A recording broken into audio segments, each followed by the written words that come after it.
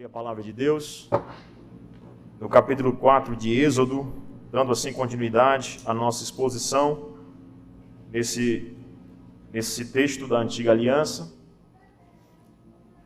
Começamos então a expor o livro de Êxodo. Como dissemos, cada 3 exposições, um salmo.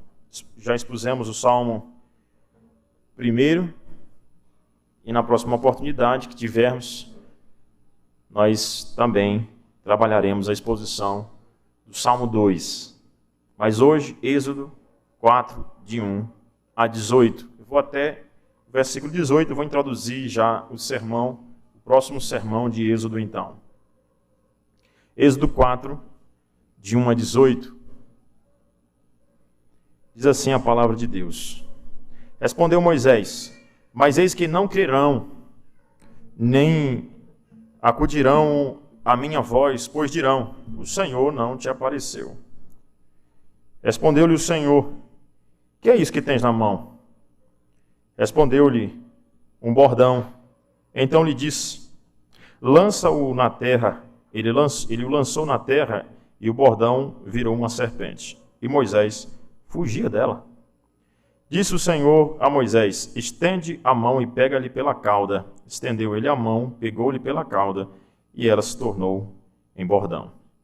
Para que creiam que te apareceu o Senhor, Deus de seus pais, o Deus de Abraão, o Deus de Isaque, o Deus de Jacó. Disse-lhe mais o Senhor: mete agora a mão no peito. Ele o fez, e tirando-a, eis que a mão estava leprosa, branca como a neve. Disse ainda o Senhor: torna a meter a mão no peito.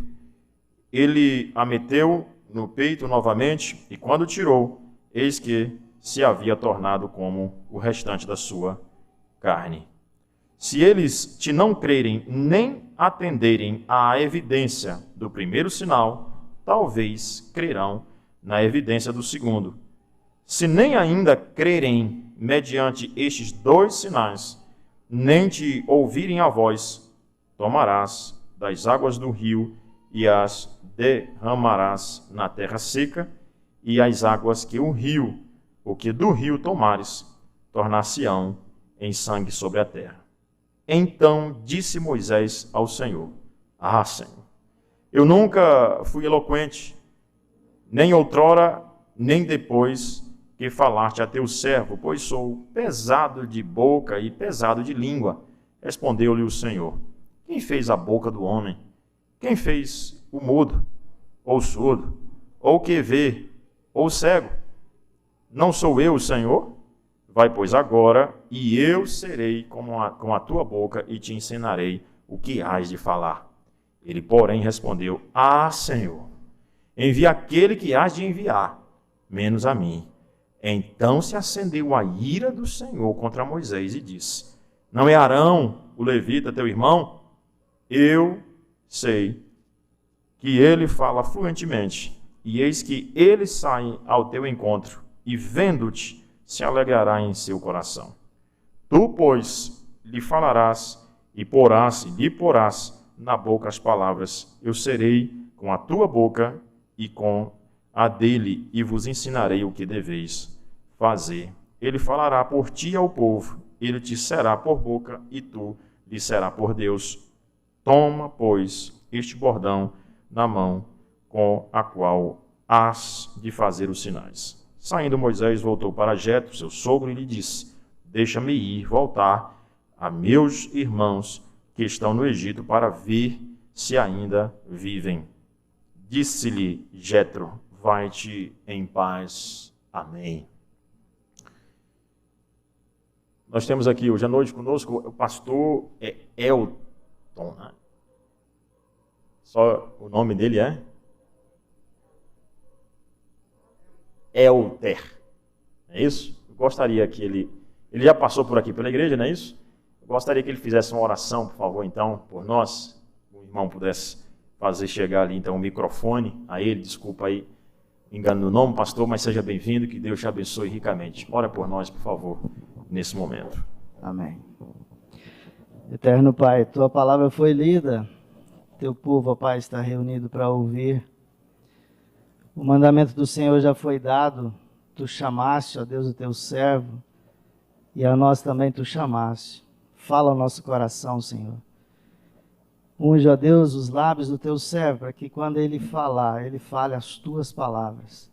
E nós sejamos envolvidos, impactados com essa palavra. E a levemos àqueles que ainda não te ouviram, àqueles que não sabem, àqueles que ainda estão perdidos e longe do teu reino.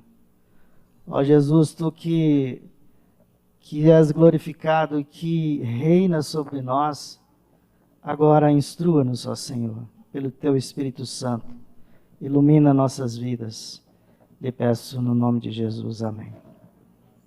Amém. Obrigado, pastor. Trust and Obey é o nome da letra original daquele hino que nós cantamos, Crer e Observar. Né? Trust and Obey seria, então, confie e obedeça. Confie e obedeça. Duas coisas não muito fáceis de nós lidarmos com ela, porque tudo bem, eu confio em Deus, mas será que eu confio em Deus o suficiente para obedecer aquilo que Ele me ordenou, independente se a coisa é difícil ou não de eu fazer? Infelizmente, nós gostamos de coisas muito fáceis mesmo, né? Agora, um dia desses, já percebendo o quanto nós estamos envolvidos com esse espírito das coisas fáceis, a gente hoje pede delivery, né? Muito fácil, mesmo morando quase do lado. Um dia desse eu percebi quando eu pedi uma entrega, né, para minha casa, da farmácia Messias, que não fica a 100 metros da minha casa. Eu disse, meu Deus, eu quero comprar um remédio, eu não saio caminhando mais para ir lá e pedir um remédio. Agora eu peço por telefone, eu vi o cúmulo, né, da vida fácil que nós queremos. Outra coisa que eu observei eu tenho um professor em casa, já disse agora que é o João Mateus, é meu professor. Ele me dá aula, realmente tenho aprendido muito com ele. Mas uma coisa interessante, que mostra o quanto nós gostamos das coisas fáceis também, é que na hora dele se alimentar, às vezes dá um trabalhozinho de se alimentar, mas aí se você botar para ele assistir uma coisinha, uma musicazinha, ele come com uma beleza. Não é o ideal. Qual é, então, a minha tendência, como pecador, como filho de Adão, é dar lá a TV toda vez que meu filho for almoçar. Não. Nós gostamos das coisas muito fáceis. Qualquer dificuldade, qualquer coisinha que existe é um empecilho para nós executarmos a vontade do Senhor. Nós estamos, irmãos, diante de um texto que nos lembra que não é qualquer pessoa, mas aqui é Moisés, o servo do Senhor, que há de libertar o povo de Deus, o grande libertador de Israel, do cativeiro egípcio. Deus utilizaria então esse servo dele para libertar o seu povo do cativeiro egípcio, onde tinha ali nada mais nada menos do que Faraó. E Moisés seria o libertador, ele daria a ordem e o mar vermelho se abriria e o povo passaria. Mas antes Deus tinha que trabalhar o coração desse homem, porque ele não confiava em Deus, tanto assim como nós imaginamos. Infelizmente, ele era filho de Adão. Como eu e você, ele era pecador. Ele tinha os seus defeitos. Ele gostava de coisas fáceis também. E aqui, irmãos, nós estamos diante de Moisés, que recebeu a revelação de Deus e que tinha tudo para confiar em Deus. Por quê? Porque se você ouvir os dois últimos sermões, um com o nosso irmão presbítero Rui T8, o outro com o nosso irmão seminarista Zé Marco, você percebeu que Deus se revela de maneira extraordinária para Moisés. Deus revela-se por meio de uma sarça que ardia e não se consumia. Inclusive, a sarça é símbolo da igreja presbiteriana do Brasil, né? Nós temos uma sarça lá, a nossa logomarca, é a nossa logo, né? Não é nosso símbolo de fé, não, mas é a nossa logomarca. O que caracteriza a igreja? Uma sarça. Sarcinha verde, que tem lá na frente, se você perceber, lá na frente da nossa igreja, a sarça. Se tinha alguém que deveria crer em Deus, era quem? Era Moisés, porque Deus se revelou a ele. Deus se revelou de uma maneira extraordinária, uma sarça que ardia e não se consumia. Esse Moisés certamente acredita em Deus. Aqui nós temos então esse homem relutando com um pessimismo absurdo, com a autocomiseração, com uma tristeza absurda e com as desculpas para não servir ao Senhor. o grande Moisés, do Antigo Testamento, era muito pessimista, logo quando foi chamado. É um costume de Deus fazer isso. Ele se revela ao profeta, depois ele diz qual é a tarefa dele. Foi assim que ele fez, por exemplo, com Isaías. Ele se revelou a Isaías, o profeta Isaías, no Antigo Testamento. Depois ele diz, eu tenho uma missão, a quem enviarei? Né? Deus então tem uma missão para Isaías, mas antes ele se revela a Isaías. Deus tem uma missão para o profeta Ezequiel, mas antes ele se revela a Ezequiel, para que Ezequiel não duvide que Deus seja poderoso para fazer aquilo. É por isso que o capítulo 3, todinho, é Deus se revelando, dizendo quem ele é. Eu sou Deus. Quem é Deus? Como é que Deus se revela? Deus santo. Ele diz, Moisés, não venha para cá, porque se você vier para cá sem um mediador da aliança, você morre. Tira a sandália dos teus pés, porque a terra que estás é terra santa. Eu sou santo. Sou Deus das causas impossíveis. A sarça arde e não se consome. Aquilo que aos olhos dos homens é impossível para mim, é possível. Eu vou libertar vocês do cativeiro egípcio. O que mais? Deus se revela ainda como Deus que se compadece do seu povo. Eu desci para ajudar vocês. É um Deus que se compadece do seu povo. O que mais? Deus se revela como Deus eterno. Eu sou. Quem é você? Aí Deus utiliza aquilo que ficou muito conhecido entre o povo de Israel, é citado aqui o texto, né? O tetragrama, aquelas 4 palavrinhas, letrinhas hebraicas, né? Que o povo de Israel, Yahweh, citava. Nós não conseguimos expressar exatamente a palavra que eles utilizavam, né? Até porque não tem vogal, apenas consoante. Como é que você faz isso? A mais parecida seria Yahweh. A mais parecida, talvez, fosse isso. Já colocando ali um sinal maçorético para poder dar uma facilitada no pronúncia, né? Jogando ali umas vogais que um judeu colocou para a gente pronunciar. Mas o que significa isso? Eu sou, eu não fui somente, eu não serei somente, eu sou o que sou, o seu Deus eterno. Então Moisés, irmãos, tem razões sobejas para confiar em Deus, para não ser pessimista. Mas mesmo assim, diante dessa revelação extraordinária do capítulo 3, depois de várias perguntas, quem é Moisés? Quem és tu, Senhor? Agora tem mais uma pergunta. Senhor, será que eles não vão acreditar em mim, não? O que eu faço para que eles acreditem? Eu preciso de crédito, Senhor, no mercado. Não tenho. São perguntas que giram, que governam essa perícope aqui, capítulo 3, capítulo 4. E se você der uma olhada, é bom você já identificando, porque eu vou mostrar quando chegarmos nas pragas, você vai perceber que há uma identificação muito clara entre o texto de Êxodo e o Apocalipse. Lembra que aqui há as pragas, lá há os flagelos.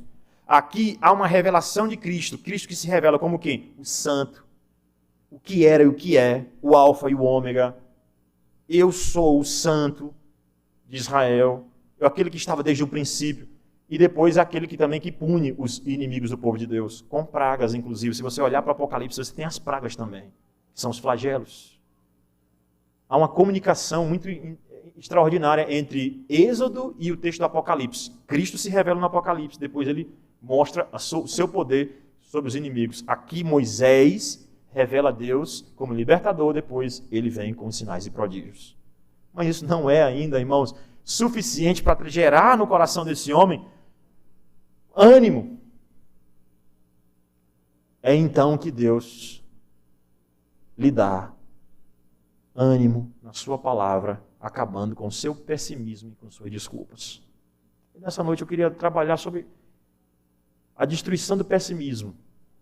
Como é que Deus destrói o pessimismo? Como é que Deus acaba com o nosso pessimismo? Nós que somos, infelizmente, tão pessimistas, infelizmente, nós nos deixamos levar muitas vezes pelo último jornal, né?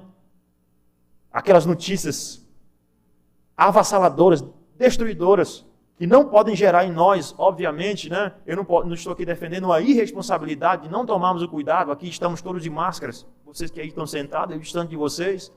Álcool por todos os lugares, distanciamento. Sim, estamos tomando todos os cuidados. Mas lembre-se que nossa fé não é governada pelo último jornal que saiu, pela última notícia que saiu. A nossa fé é governada pela revelação extraordinária de Deus. E é esse Deus que acaba com o nosso pessimismo. Do verso 1 ao verso 9, ele destrói a nossa desconfiança nele. E essa desconfiança é destruída não somente em relação a Deus, mas a desculpa que Moisés está levantando. Porque até aqui talvez não seja uma desculpa e Moisés tenha sido até sincero mesmo. Mas chegou um ponto que você claramente percebe que ele não é sincero. Ele não quer fazer a tarefa. Veja comigo, por favor, o versículo de número 1 diz o seguinte: respondeu Moisés diante daquela revelação extraordinária de Deus a ele. Diz o seguinte: mas eis que não crerão, nem acudirão à minha voz, pois dirão, o Senhor não te apareceu. Ou seja, eu estou desconfiado de que o povo não vai confiar em mim. Um pessimismo desmedido e sem uma justa razão. Por que esse homem está tão desconfiado? Se o povo vai confiar nele, então se Deus está do seu lado. Nem assim conosco, irmãos. Até mesmo elaborando muitas vezes o sermão, será que o povo vai acreditar nesse sermão aqui?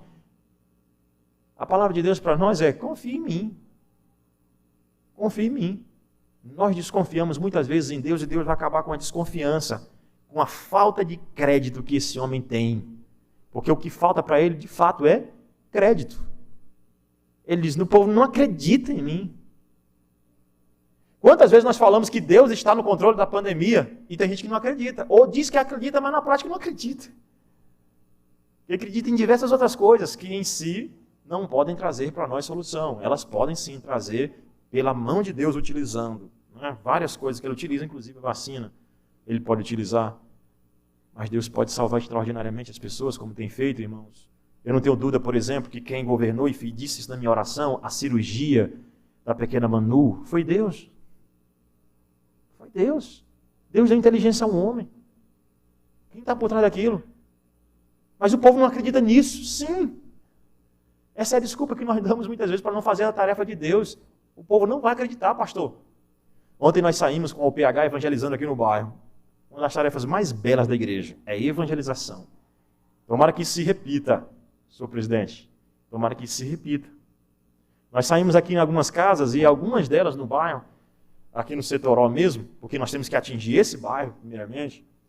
E aí, então nós saímos em algumas casas, algumas pessoas com muita felicidade recebiam o folheto, diziam, obrigado, que eu dizia, Deus te abençoe, amém, que bom. Uma outra pessoa em dele disse, não quero não, não quero nem saber.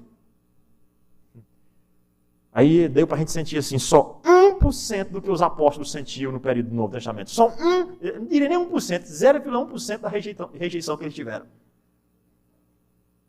Porque eu estava com o irmão Júnior, o irmão Júnior estava andando comigo. E aí o irmão Júnior numa casa, eu fui na outra. Quando ia chegando numa casa com um folheto para falar com a pessoa, eu não quero você nem saber.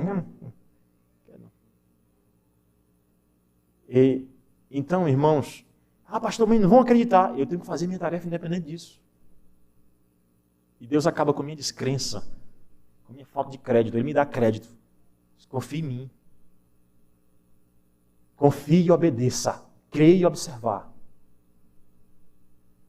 Ele nos diz assim, versículo 2, perguntou-lhe o Senhor, que é isso que tem na mão? Essa pergunta é muito instrutiva, irmãos, para nós e para Moisés. Ele pergunta o seguinte, o que você tem na mão aí, Moisés? Você está com o que na mão? E ele tinha o quê? Um cajado, um bordão que estava lá com ele. Que ele tinha, antes, na verdade, um cetro, porque ele era uma autoridade no Egito, ele cresceu como filho de Faraó lá dentro, ele tinha autoridade, mas aos 40 anos ele largou aquilo e foi ser o quê? Pastor de ovelhas. O que ele tinha? Um cajado na mão. Mas mais sabia ele que Deus, durante 40 anos, estava trabalhando com o que ele tinha nas mãos. Porque Deus, irmãos, não pega pessoas extraordinariamente capacitadas, ele pega aquilo que você tem, talvez um cajado nas mãos. A sua habilidade pequena, que Deus utiliza. Pastor, não vão confiar, então que Deus mande um sinal. Espera aí, Deus vai usar um bordão. O cajado do pastor. Às vezes a gente fica esperando uma coisa extraordinária. Deus mandar, assim, anjos aparecerem. Ele vai utilizar a habilidade que ele te deu. O que você tem nas suas mãos. O que tem nas mãos? A gente fica esperando uma habilidade extraordinária. Eu vou ganhar, pastor, só quando eu cantar muito bem é que eu vou cantar no coral. Só quando eu cantar muito bem que eu vou cantar na igreja. Quem disse que Deus quer profissionais assim? Claro, Ele quer o melhor, irmãos. Obviamente, Ele quer que nós demos o melhor para Ele. Mas Deus nunca procurou os melhores. Mas Ele quer que você trabalhe com o que você tem nas mãos. O que você sabe fazer? Você sabe fazer, certamente você tem uma habilidade. E é essa habilidade que Deus utiliza. E essa ideia do bordão, né? O que você tem nas mãos? O que está aí? O que você tem para oferecer? Não tem muita coisa. Mas tem aquilo que Deus me deu. Aí ele diz então ele disse, respondeu-lhe, um bordão, tem aqui isso. Então ele disse, porque se Moisés estava sem crença, Deus agora vai acabar com a descrença dele, lhe dando o quê? 3 sinais. Além da sarça. 3 sinais. E você já sabe a história. Moisés ainda vai ser relutante. Você conhece a história muito bem. Moisés vai relutar. O que mostra claramente, irmãos, que o nosso problema não é falta de sinal. Nosso problema é falta de fé. Porque quantas pessoas Deus já curou no meio dessa Covid? Veja claramente o que é dito aqui. Deus vai dar 3 sinais. Começa então. Ele diz, então lhe disse, lança-o na terra. O que você tem na mão, bordão? Lança esse bordão na terra. Ele lançou então o bordão na terra. Ele lançou na terra o bordão, virou em uma serpente. Se transformou numa serpente. E Moisés fugia da serpente. Claramente isso não é ilusão. Se ele estava com medo é porque era uma cobra de verdade. Era uma serpente. Deus tinha transformado aquele cajado, aquele bordão em uma serpente. E Moisés fugia dela. É uma cena tanto quanto até cômica, né? Moisés fugindo com medo da serpente que Deus tinha acabado de transformar, né? ou o cajado que Deus tinha acabado de transformar numa serpente. E ele então fugindo com medo daquela serpente. Até que Deus disse, toma de novo ela pela cauda. Certamente, eu não sei se você entende muito, eu não entendo quase nada de serpente, mas vendo algumas entrevistas sobre estudo, né, sobre serpente, nunca pegue ela por trás. Nunca pegue ela por trás, porque para ela dar o bote é muito mais fácil. E Deus mandou ele fazer a coisa mais difícil. Pega ela pela cauda. Em outras palavras, meu amigo, creia e obedeça. Vai lá e pega. Pastor, mas é difícil demais. Sabe o que falta para nós? Confiança. Deus mandou. Foi Deus que mandou para nós, irmãos. Foi Deus que nos ordenou. Faça. Para nós é difícil fazermos o que Deus ordenou. E Deus manda fazer uma coisa que para os olhos dos homens é uma loucura. Que risco! Vai morrer. Hoje a irmã Cristina deu um testemunho de algo interessante. Ela disse, pastor, eu tive que mandar os meus filhos para a escola. E até eu fui criticado, né, por colegas, né, pessoas que diziam, mas você vai mandar seu filho para a escola em meio da pandemia? E mais uma vez o que eu disse pela manhã, sem entrar na discussão, se é para voltar ou não, eu não quero entrar nessa discussão aí. Mas veja bem, se ela tem a necessidade de mandar os seus filhos para a escola, quem é que vai proteger os seus filhos na escola? É Deus, irmãos. É Deus. Ela só precisa fazer uma coisa, crer e obedecer. Vai e pega na cauda dessa serpente. Nós vamos fazer como um movimento que estourou, né? Quando estourou o movimento pentecostal nos Estados Unidos, e obviamente, irmãos, estou me referindo aqui a todos os movimentos pentecostais, mas teve um movimento pentecostal, ou início do movimento pentecostal, em que algumas pessoas nos Estados Unidos, né, eles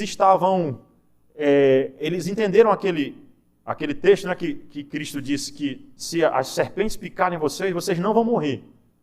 E aí eles pegavam assim, naja e começaram a botar para picar eles. E morreu um monte de gente. Obviamente, eu não estou dizendo que é para você fazer isso, queridos. De jeito nenhum. Porque o período dos sinais que Deus fazia desse jeito aqui, não é que Deus não faça milagres hoje, Ele faz, mas fazer milagres para provar, para encaminhar a palavra, esse período cessou encerramento do Apocalipse, nada se acrescentará. E, obviamente, esse sinal teve a sua função. Qual era a função desse sinal? Dar crédito às palavras de Moisés. Mas primeiro Moisés precisava ser transformado, para depois falar para o povo. Sabe por que Cristo Jesus é o líder perfeito? Porque Cristo Jesus nunca precisou ser transformado. Ele já creu e obedeceu perfeitamente. Nunca oscilou Cristo Jesus.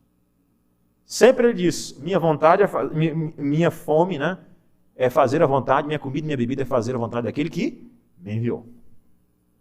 É essa. E ele obedeceu. Mas aqui, irmãos, o que Deus está mostrando por meio dessa serpente? Você sabe muito bem, se você estudar um pouco da história dos egípcios, a serpente é um deus egípcio. E por isso o faraó, né, tem ali no seu cetro uma serpente. O que Deus está dizendo?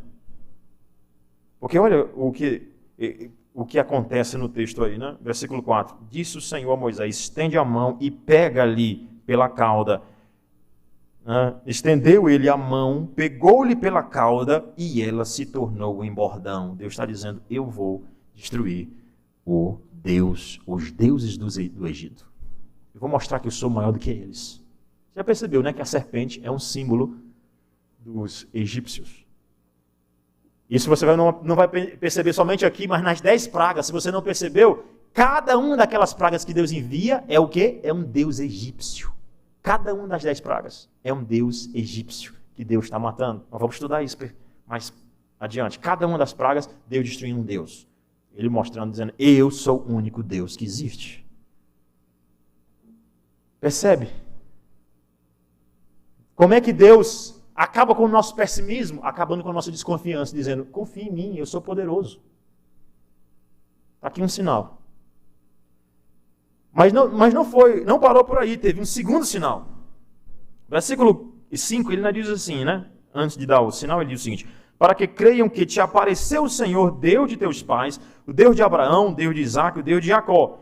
Veja o versículo 6 do capítulo 3, perceba aí, o que é dito? Olha, disse mais, eu sou o Deus de teu pai, o Deus de Abraão, o Deus de Isaac, o Deus de Jacó.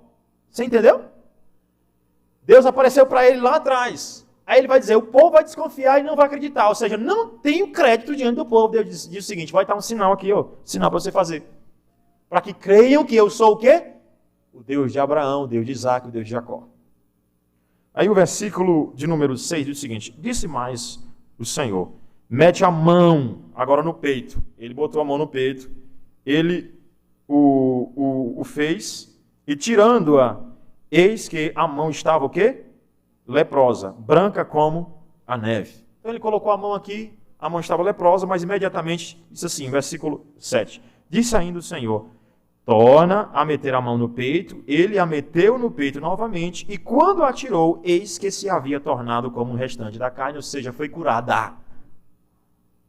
Irmãos, a lepra nesse período era uma doença como câncer, talvez como um tipo mais grave da Covid-19. Que Deus está dizendo o seguinte, o povo está dizendo o seguinte, a Moisés disse assim, olha, Senhor, o povo não vai acreditar em mim. Ele disse, então, se ele não acreditar, faz o seguinte, Moisés, pega a tua mão, mexe no peito, e depois tira de novo. Isso aqui é um sinal, né? Quando você tirar, vai estar leprosa. Quando você botar de novo, tirar novamente, vai estar curada. Faz esse sinal diante do povo e mostra que eu sou Deus que cura todas as enfermidades. Ah, irmãos, como isso aqui precisa ser dito hoje. Porque nós confiamos em tanta coisa. Nós confiamos em tantos métodos que não é a Bíblia, que não é a palavra de Deus. E, obviamente, mais uma vez, não canso de dizer, não estou negando os métodos científicos que Deus pode utilizar. Mas eu quero dizer que todos esses métodos, se Deus não quiser utilizar, não serve para nada. Nada. Absolutamente nada. Porque eu não tenho dúvida de que quem curou a mim da Covid-19 e a você que está vivo hoje foi Deus. Deus. Entende isso, irmãos?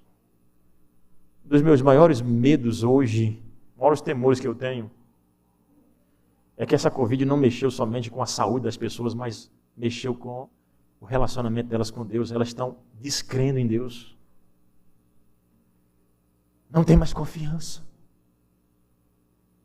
E aqui, irmãos, não estamos falando de leigos, nós estamos falando de líder.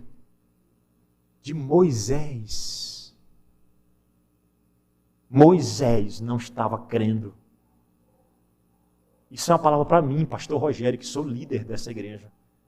Que eu tenho que crer mais em Deus. Porque se eu não crer, o meu povo vai crer? Vocês vão crer? É difícil, né? Como é que eu vou falar de uma fé que nem eu tenho?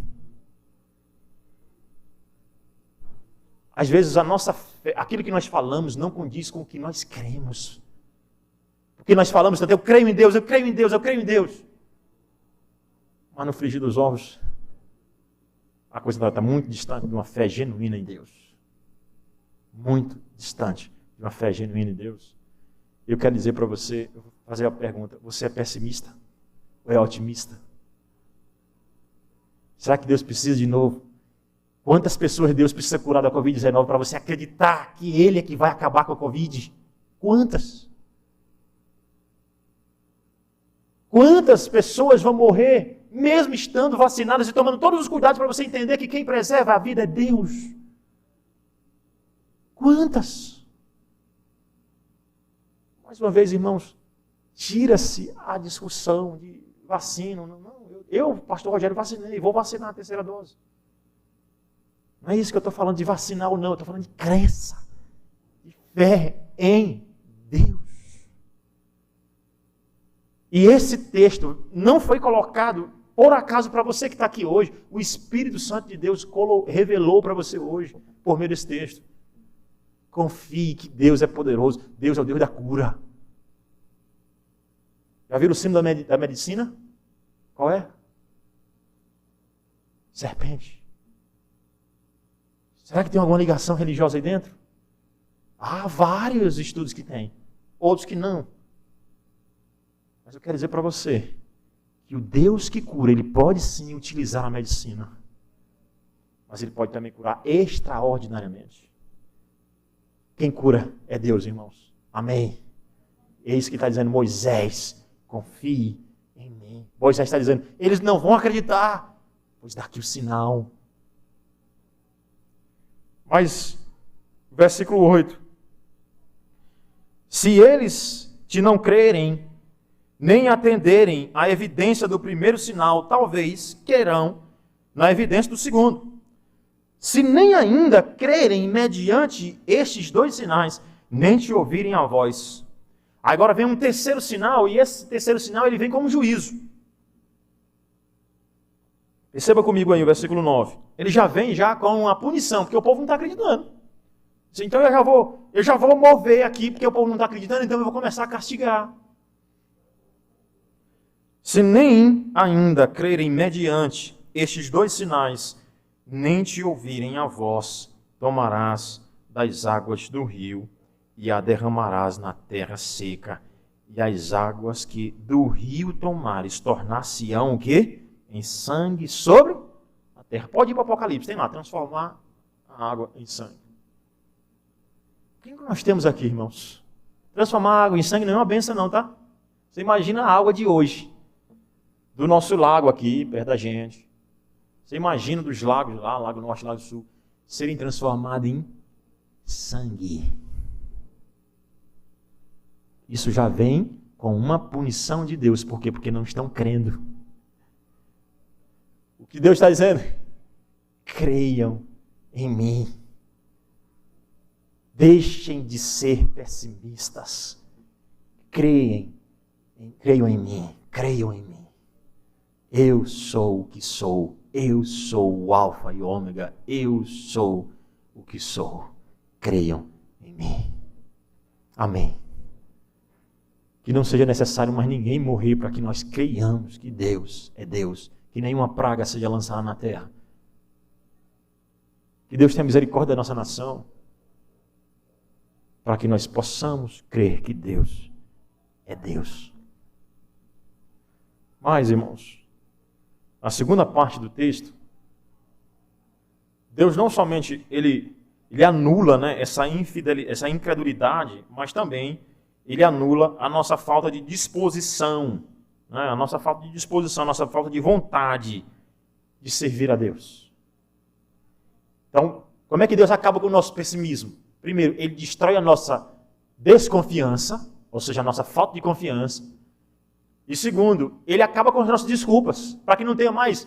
Mas, eu até queria te servir, mas Senhor, você percebeu que Deus, Moisés vai citando a coisa e Deus vai tirando. E se perguntar, sou eu que sou. Eles não vão acreditar, está aqui 3 sinais. Mas Moisés não está satisfeito, irmãos. Que parece um neófito que diz, eu preciso de mais coisa para acreditar. Que na verdade o neófito até crê mais, né? Mas veja aí, versículo 10. Então disse Moisés ao Senhor, Senhor. Porque ele deveria dizer, sim, Senhor, eis-me aqui, envia-me a mim, estou pronto. O Senhor mandou, eu obedeço. Crer e observar. Eu confio e obedeço. E aquele mesmo Moisés que confiou, até que tocou na serpente, confiou, mas agora ele mostra que, na verdade, o desejo do seu coração não era tanto quanto servir a Deus. Ele disse, Senhor, eu nunca fui eloquente, nem outrora, nem depois que falaste a teu servo, pois sou pesado de boca e pesado de línguas. Talvez você tenha ouvido uma informação que não é precisa. Na escola dominical, o seu pai lhe deu uma informação que não tem na Bíblia, que diz que Moisés era gago. Já ouviu isso, né? Não tem na Bíblia dizendo que ele era gago. E nós não conseguimos dizer com certeza se Moisés tinha ou não uma real dificuldade na articulação da palavra. O que parece que não. Abra comigo, por favor, em Atos, capítulo 7. Deixa eu ver se eu acho esse versículo aqui. Já preguei nesse sermão. Tá aqui. Moisés, Atos 7, 22.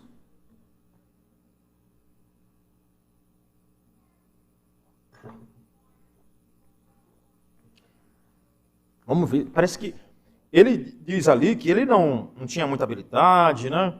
E aqui ele diz assim: e Moisés foi educado em toda a ciência dos egípcios e era poderoso em quê, irmãos? Em palavras e o quê? Ao que parece, ele não estava falando a verdade. Parece que ele estava citando uma desculpa aqui. Pelo menos olhando o princípio de que Bíblia interpreta a Bíblia, Antigo Testamento é interpretado no Novo e vice-versa. Você percebe que Moisés parece estar dizendo, está levantando aqui desculpas. Senhor, eu nunca soube falar. Mesmo aquele homem que era articulado nas palavras e obras e foi educado em todas as artes dos egípcios. Sabia muito, mas agora ele diz que não sabe. Eu fico absolutamente triste, irmãos. Quando nós sabemos que tem irmãos com muita habilidade. Ele é excelente naquilo, mas ele chega assim e diz, pastor, não dá não. Não dá não, vou fazer não. Não tenho tempo. Não tenho habilidade. Chama outro. Já ouviu isso? Eu não tenho habilidade. Mas Deus sabe qual é o nosso dom, irmãos. Deus sabe o que está no meu coração e no seu. Não adianta nós queremos mentir para Deus. Versículo 11 diz assim: respondeu-lhe o Senhor. E olha aqui, olha o que Deus diz o seguinte: quem fez a boca do homem? Não sou bom em palavras. Quem fez a boca do homem, Moisés? Irmãs, ou quem fez o mudo? Pastor, por que existe no mudo? Por que existe mudo no mundo? Quem foi que fez o mudo? E aqui, irmãos, não é dizendo que Deus cruelmente fez um mudo. Não. Primeiro, existe qualquer defeito, qualquer problema de saúde em nós. Existe. Se você não tem esse problema, você pode ter outros. Existe por causa da entrada do pecado no mundo. Existem todos os males, todas as dificuldades. Mas o que Deus está dizendo é que Ele pode usar o mudo. O surdo pode fazer música. E você viu na história, músicos fazendo, mesmo não tendo audição. Fazendo músicas belíssimas. Porque quem é que faz essas pessoas? O que Deus está dizendo não é somente Ele que fez, mas Ele usa pessoas que têm defeitos, pessoas que não sabem ler direito, que não sabem falar direito. É por esse princípio, irmãos, que eu digo que a igreja presbiteriana, por exemplo, defende, e não é uma discriminação, nós não somos machistas, nunca, de jeito nenhum. Mas você já percebeu que não tem pastor na igreja presbiteriana? E é porque as mulheres não falam tão bem? Não, porque tem mulher que fala melhor do que homem 10 vezes, porque mulheres articulam bem as palavras, mas a pergunta não é essa, a pergunta é se Deus chamou as mulheres para esse ofício, irmãos. Essa é a pergunta. Porque não é pela habilidade, mas é pelo chamado. Entende? Deus capacita os que Ele chama.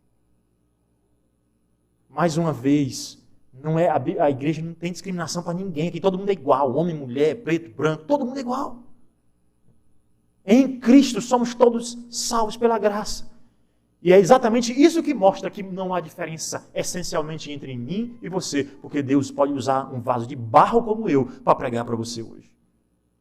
Como usa todos os outros aqui para ocuparem esse púlpito. Vasos de barro. Quem fez o mudo, o cego, o surdo? Quem fez, Moisés? Sou eu, Moisés, que levanto essas pessoas e trabalho até por meio delas. Não adianta você dizer, eu não tenho isso, não tenho aquilo outro. Que tipo de desculpas ainda nós temos dadas para Deus, irmãos, para não trabalhar? Porque, infelizmente, às vezes isso se estende até fora da igreja, porque uma dor nas costas, infelizmente, tem levado muita gente a pedir para entrar com a aposentadoria. Para dizer, não tenho mais condição nenhuma. Que pessimismo é esse? Quando Deus diz, venha, eu quero usar você na minha obra. Vocês entendem claramente o que está acontecendo nesse texto? Ele ainda diz assim, eu não sou eloquente, sou pesado de língua, respondeu o Senhor. Quem foi que fez isso? Não sou eu, o Senhor? Ele já acabou de dizer, eu sou o que sou. Não fui eu que fiz todas as coisas, não fui eu que criei tudo. Será que não há sabedoria em mim? Vai, pois, agora, e eu serei com a tua boca e te ensinarei o que hás de falar. Eu vou colocar nos teus lábios. O que Deus está dizendo? O que Deus está acabando com o pessimismo, tirando todas as desculpas dele, para não fazer a obra, para que ele não diga assim, mas isso. Mas, pastor, eu queria até fazer, mas eu não posso. Está aqui, Deus acabou com mais. Certo? Amém? Amém. Está com a máscara, não deu para saber quem foi que disse, né? Mais e mais. Veja comigo ainda, por favor, versículo 12. Versículo 12 diz, vai, pois, agora, eu te serei. Versículo 13, ele, porém, respondeu, Senhor, envia aquele que hás de enviar, menos a mim. Aqui Moisés aflorou logo e disse o seguinte, sabe uma coisa? Eu não quero ir. Pronto. Sabe aquela reunião da UPH, da SAF, quem vai ser o presidente nesse ano? Eu não posso, não dá, porque nesse ano é isso. Eita, nesse ano estou cheio, tá? Não posso. Eita, nesse ano estou cansado. Eita, Já teve isso? Na nossa igreja? Não, né? Eu não posso. Não dá. Porque nesse ano, pastor, se o senhor souber o que tem, minha agenda está lotada. Eita! Até que no final a gente vai tirando, no final fica bem claro dizer, pastor, porque eu não queria nessa vez. E às vezes até melhor ser sincero mesmo, né? Eu não quero. Não quero. Ainda que seja triste ouvir da boca de uma ovelha dizer que não quer fazer o trabalho para Deus. Nessa lista, nesse ano, quando o presbítero Rui chegou para mim com a lista, é claro que quero salvaguardar que tem muita gente que, mesmo não dando nome ali na lista, trabalha mais do que quem está, né? Extraordinário. Eu quero agradecer a toda a igreja, obviamente. Mas interessante que uma das coisas que mais dói para mim, enquanto pastor, e eu acredito para o conselho de maneira geral, é quando aparece assim, fulano de tal diz que não vai mais. Não dá. Não dá mais. Isso dói o coração, irmão. Uma vez um irmão chegou para mim, lá no Piauí, e disse assim: pastor Rogério, você não sabe de nada.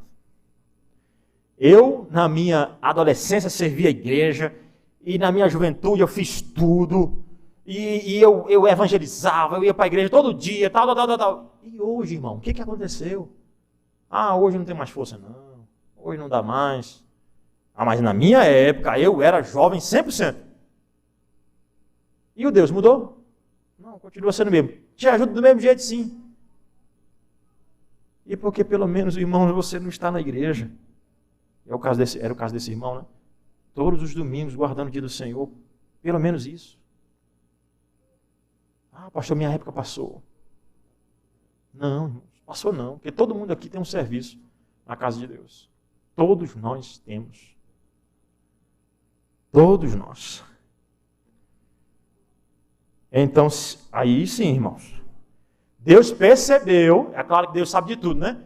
Mas ficou nitidamente claro agora, ficou claro mesmo, explícita a vontade de Moisés, ou a sua falta de vontade de servir a Deus. Aí o versículo 14, é claro, diz o seguinte: então se acendeu a ira do Senhor contra Moisés e disse, e até a ira de Deus tem misericórdia, irmãos, porque a obra não deixa de ser feita, não. Mesmo esse homem dizendo, não vou fazer, Deus levanta outro. E nesse caso aqui ainda, infelizmente, que não fosse a pessoa ideal. Porque quem é a pessoa aqui? É Arão, irmãos. O homem do bezerro de ouro. O homem que os seus filhos vão o quê? Profanar o altar do Senhor. E aqui Deus, ainda que misericordioso, Ele mostra também a sua ira para com aquele homem que tinha como auxiliar uma pessoa que era uma pedra no seu calçado. Arão. Falava bem, articulava bem, mas conduzia o povo a fazer um bezerro de ouro. Terrível, irmãos. Ele diz aqui claramente, não é Arão, o levita, teu irmão. Eu sei que ele fala fluentemente, e eis que ele sai ao teu encontro, e vendo-te, se alegrará em seu coração. Tu, pois, lhe falarás, e lhes porás na boca as palavras, eu serei com a tua boca e com a dele, e vos ensinarei o que deveis fazer. Ele falará por ti, ao povo, ele te será por boca, e tu lhe serás por Deus. Toma, pois, este bordão na mão, com o qual hás de fazer os sinais. Agora Deus, já irado com Moisés, coloca um substituto, que ainda que seja bom de palavras, era um homem que oscilava demais, que conduziu, inclusive, o povo no pecado, aceitando as palavras do povo. Você vai perceber esse relato mais na frente.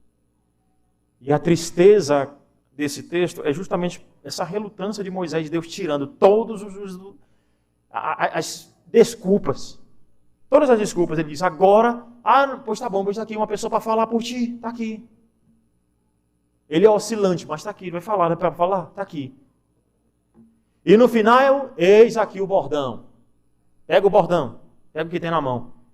E é esse bordão aí que vai fazer o mar se abrir. É esse bordão que você vai tocar na rocha. E a rocha vai o quê? Dela vai jorrar água. E esse bordão, capítulo 4, versículo 20, é conhecido como o bordão do Senhor. Está aí, Moisés levava na mão o bordão de quem? De Deus. É com o que você tem nas mãos que Deus te chama para fazer o trabalho. Foi com a queixada de jumento que Sansão destruiu os inimigos.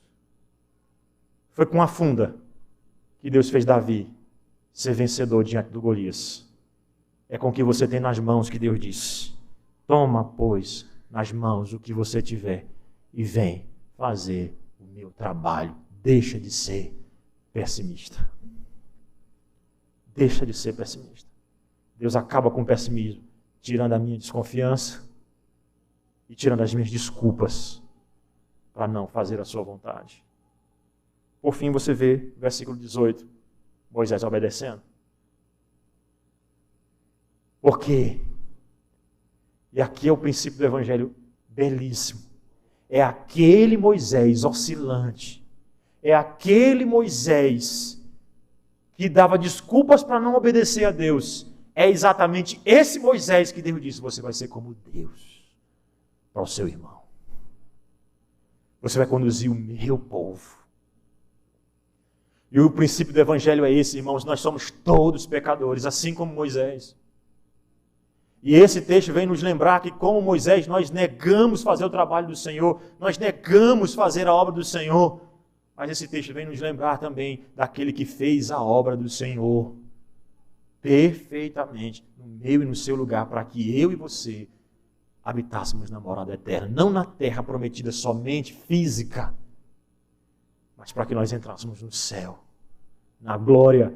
Porque eu e você deixamos de crer muitas vezes. Eu e você temos várias desculpas diante de Deus, mas teve aquele que nunca teve uma desculpa sequer, e foi Cristo, que nunca teve uma desculpa a dizer: não vou fazer a tua obra, eu não vou morrer por eles. Mas foi aquele que veio e pagou pelos nossos pecados de uma vez por todas. Cristo Jesus, o nosso Senhor. Esse texto vem lembrar a mim e a você, irmãos, que nós temos razões para ter confiança. Não na força do nosso braço, não em Moisés, mas em Cristo Jesus, o Filho bendito de Deus, que com coisas que ele tinha na mão, fazia coisa extraordinária. 5 pães e 2 peixinhos, ele alimentava a multidão. Com seu corpo limitado, ele entregou na cruz. E com aquele corpo que Deus lhe deu, ele pagou pelo meu pecado e pelo seu de uma vez por todas, de tal maneira que nós vamos viver eternamente nos céus. Nós não temos razões para sermos desconfiados de Deus. Não temos, irmãos. Pelo contrário, nós temos razões para confiadamente no Senhor fazermos a sua obra. Confiadamente. Você está aqui nessa noite é um ato de confiança. Eu não tenho nem dúvida disso. Porque você enfrentou o risco da Covid-19. Você enfrentou o risco do assalto. Você enfrentou o risco do acidente. Por quê? Porque você crê que se você morrer, você vai viver eternamente com o Senhor. Amém. Esse Cristo Jesus aqui, poderoso, aquele que fez o maior dos sinais. O maior do sinal não é de jeito nenhum transformar um cajado numa serpente.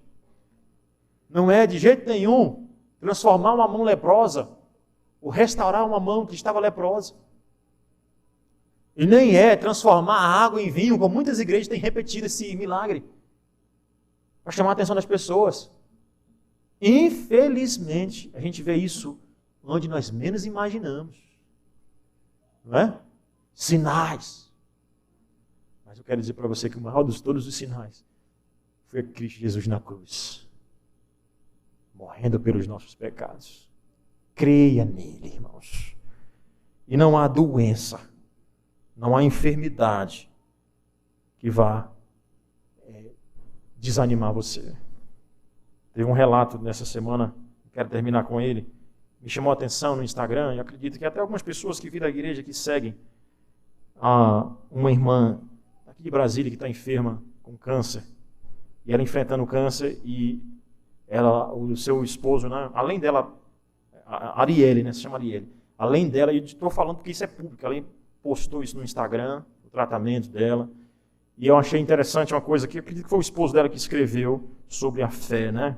Diz o seguinte: por que um crente passa por isso? Ele diz assim: há um veneno que tem destruído a fé de muitas pessoas e lançado uma multidão em desespero e frustração. Algumas vezes, desde que o caso de Arielle ficou público, temos recebido mensagens como pode uma mãe dedicada, uma serva de Deus, estar passando por uma doença grave como essa. Muitos outros mandam mensagem como: ela será curada em nome de...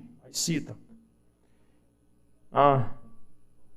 Eu creio, ela não tem mais essa doença.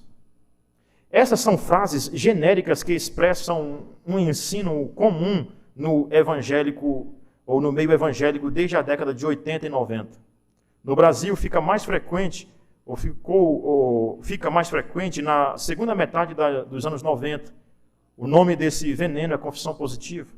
A confissão positiva é o ensino de que a fé é um tipo de poder em que você faz com que se torne realidade aquilo que você deseja. É uma versão gospel do The Secret, o secreto, ou ainda uma versão religiosa de um tipo de niilismo infantil. O problema é que esse pensamento não é bíblico. Ele nega a realidade. Negar a realidade é viver na mentira. Acompanhei uma pessoa que morreu em desespero por querer ser curada, por determinar isso, e quando via que não seria curada, achava que não tinha fé e não seria salva. Esse falso ensino destrói a esperança, pois não está fundamentado na verdade. A fé verdadeira tem um conteúdo, não é um sentimento vazio, nem é uma expressão de vontade fraca. A verdadeira fé é uma firme convicção de que tudo o que Deus revelou nas Escrituras é verdade. Cremos que Deus pode curar, mas não existe fé na cura. A fé é em Deus. É na mensagem que Deus entrega aos homens. Essa é a única verdade que pode nos consolar no momento de sofrimento. Deus continua sendo Deus, mesmo quando estamos fracos. Deus continua sendo poderoso, mesmo quando temos doença. Deus era Deus quando Jó perdeu tudo. Deus continuou sendo Deus quando o filho de Davi morreu, mesmo depois de muita oração do homem que era segundo o coração de Deus. O que consola é que a misericórdia de Deus é muito maior que a nossa fidelidade. O que consola é que Deus é mais sábio que nós. Nenhum sofrimento nessa vida se compara ao gozo que desfrutaremos na eternidade. E essa vida podemos ter, e essa vida eterna podemos ter firme convicção que teremos, pois Ele já prometeu isso aos que creem. Uma pessoa que tem sua esposa passando por um momento de sofrimento muito grande, mas que crê na eternidade, na vida após a morte, que Deus controla tudo, que não tem pessimismo para esse tipo de gente, irmãos. Não é que crente não peque, nós pecamos, mas enfrentamos o nosso pessimismo com a boa nova.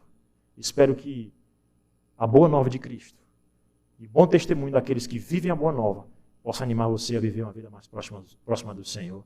Amém. Vamos orar? Senhor Deus, obrigado pela Tua palavra maravilhosa, Senhor. Espada de dois gumes, capaz de dividir o indivisível, penetrar no mais íntimo do nosso coração. Obrigado porque essa palavra me anima o Teu povo, Senhor. Mesmo em meio a tantas enfermidades, tristezas, doenças.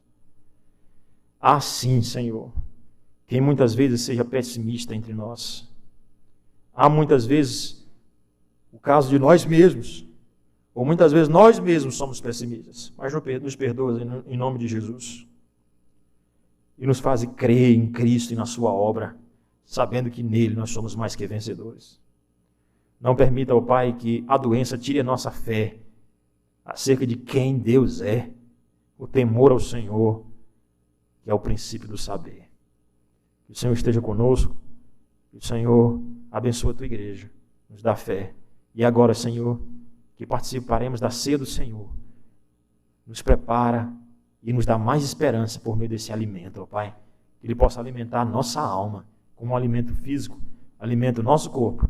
Esse alimento possa alimentar também a nossa alma, pois Ele está cheio da esperança no Evangelho. Em nome de Jesus. Amém.